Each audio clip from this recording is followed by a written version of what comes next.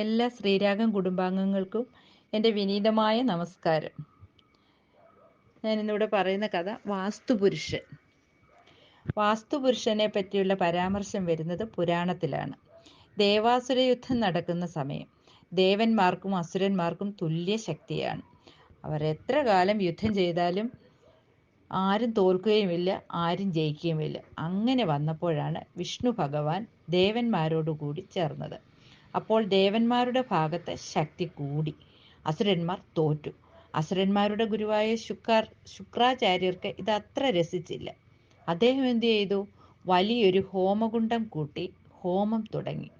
ഓരോ വസ്തുക്കളായി ഹോമിച്ച് ഒരിക്കലൊരു ആടിനെ ഹോമിച്ചു. ആടിനെ ഹോമിക്കുന്നതിനൊപ്പം ഹോമകുണ്ഡത്തിലേക്ക് ഒരു വിയർപ്പുതുള്ളി വീണു.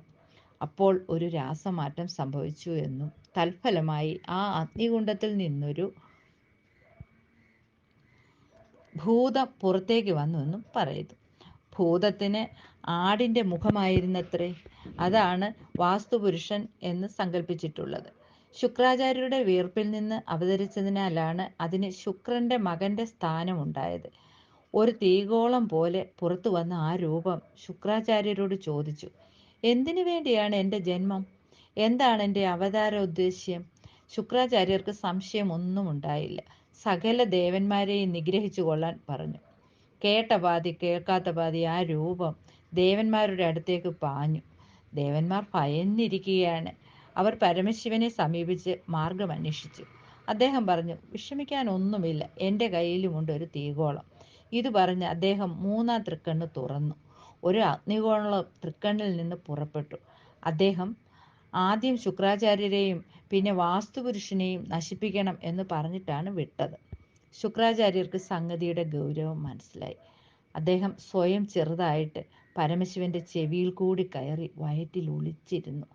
ശിവൻ തൊടുത്തു വിട്ടത് ശിവന്റെ വയറിനെ നശിപ്പിച്ചാലേ ശുക്രാചാര്യരെ നശിപ്പിക്കാൻ പറ്റുകയുള്ളൂ. അദ്ദേഹത്തിന് കാര്യം മനസ്സിലായി. പരമശിവൻ പറഞ്ഞു, നിന്റെ സൂത്രം എനിക്ക് മനസ്സിലായി. ഇനി ഞാനൊന്നും ചെയ്യില്ല, പുറത്തേക്ക് വന്നോളൂ. എന്തു വരം വേണമെങ്കിലും തരാം എന്ന് പറഞ്ഞു. അപ്പോൾ ശുക്രാചാര്യർ പറഞ്ഞു, എനിക്കൊന്നും വേണ്ട. എൻ്റെ ഒരു സന്തതി അങ്ങ് അയച്ച അഗ്നിഗോളത്തെ ഭയന്ന് ഓടി നടക്കുന്നുണ്ട്. അതിനെ ഒന്ന് രക്ഷപ്പെടുത്തിയാൽ മതി. പരമേശ്വരൻ സമ്മതിച്ചു. പേടിയോടെ വാസ്തുപുരുഷൻ വന്നു. ശിവൻ ചോദിച്ചു, എന്താ നിനക്ക് വേണ്ടത്? എനിക്കൊന്നും വേണ്ട. ഭൂമിയിൽ പോയി ഇരിക്കാൻ അനുവദിച്ചാൽ മതി.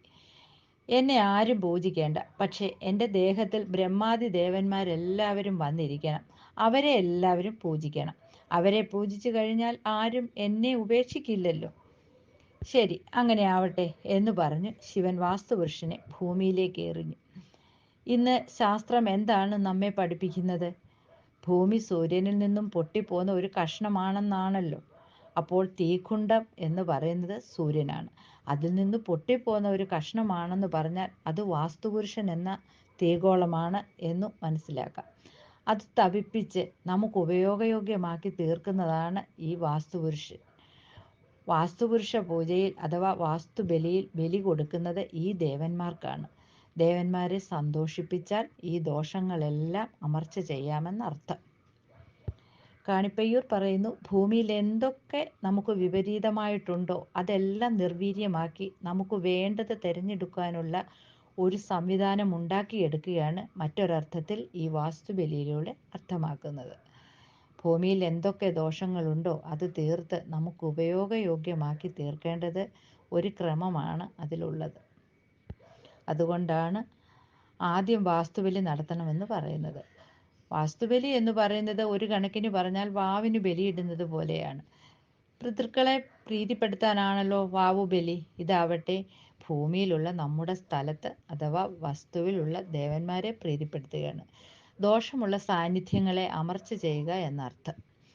ഭൂമിയെ ഒരു ചൈതന്യ സ്ഥാനമായി കാണുകയും അതിൽ ചൈതന്യവൃദ്ധിക്കായി കർമ്മങ്ങൾ നടത്തുകയും ചെയ്യുന്നു. വാസ്തുപുരുഷ പൂജ എന്നാൽ ഭൂമി പൂജ തന്നെയായി മാറുന്നു. അപ്പോൾ വാസ്തുപുരുഷനെ ഭൂമിയിൽ നിന്ന് വേറിട്ട് കാണാത്ത സ്ഥിതിയാണിത്. ഭൂമി തന്നെയാണ് വാസ്തുപുരുഷൻ. നമസ്കാരം.